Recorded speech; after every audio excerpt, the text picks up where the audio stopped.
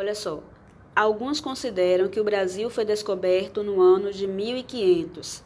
Outros acreditam que o Brasil ele foi invadido. Isso vai depender do ponto de vista, vai de historiador para historiador, vai de pessoa para pessoa. Alguns defendem que o Brasil foi descoberto no ano de 1500. Outros defendem que o Brasil foi invadido no ano de 1500, já que os índios já moravam aqui. Então, não foi um descobrimento e sim uma invasão, mas é uma questão de ponto de vista.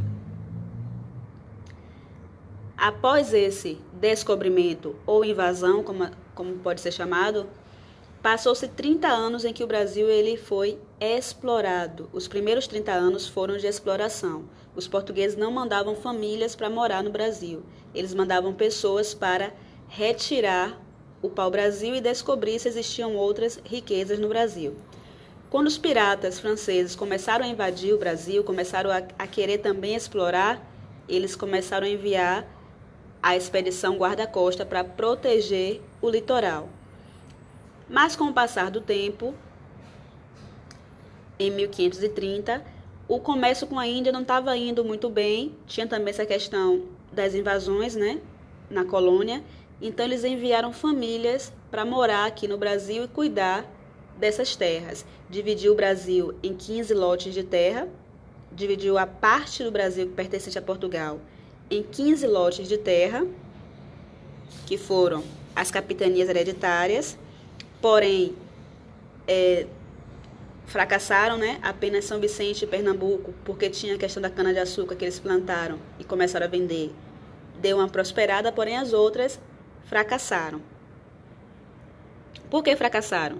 Porque o Brasil ficava longe de Portugal, porque os índios lutavam constantemente com os donatários, não havia recurso financeiro, ou seja, Portugal não mandava recurso para que os donatários eles administrassem a terra. Os donatários tinham que administrar com o seu próprio recurso. Eles tinham que fazer a terra produzir e ter o seu próprio recurso para administrar a terra. Não havia pessoas para o cultivo da terra, então não tinha trabalhador, tinha muita guerra entre os índios, Portugal e a colônia ficavam muito distantes uma da outra e os donatários se viam sem recurso para administrar a terra. Então, fracassaram. Apenas São Vicente e Pernambuco, porque os donatários foram mais sábios, né, plantaram ali a cana-de-açúcar, ela prosperou. Essas prosperaram.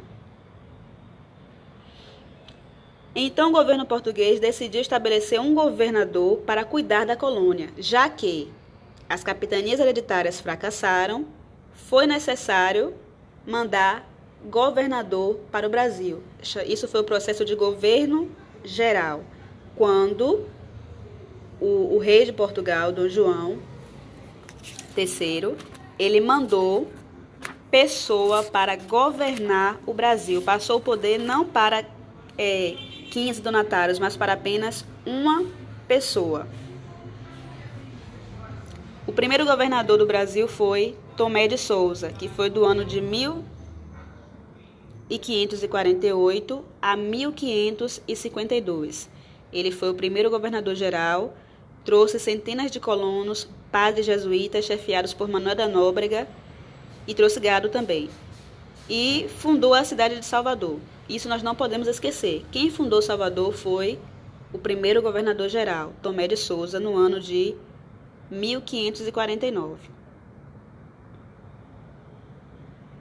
O segundo governador geral foi Duarte da Costa. Ele trouxe mais colonos, pessoas para morar e cuidar aqui, né? Ajudar a cuidar. Trouxe jesuítas, incluindo o padre José de Anchieta. Ocorreram em seu governo a invasão francesa ao Rio de Janeiro e revoltas indígenas. Também havia conflitos entre colonos e jesuítas a respeito da escravidão dos índios. E o terceiro governador geral foi Mendes Sá, que ele conseguiu combater os franceses que haviam invadido o Rio de Janeiro. Seu sobrinho Estácio de Sá foi o comandante do combate. Conseguiu resolver muitos dos problemas políticos, trabalhou pela pacificação dos índios e ficou no cargo até a morte. Então, o que nós aprendemos na aula de hoje? O governo geral. O que foi o governo geral? Foi um sistema que o governo português, que o rei de Portugal, ele criou para facilitar a administração do Brasil, já que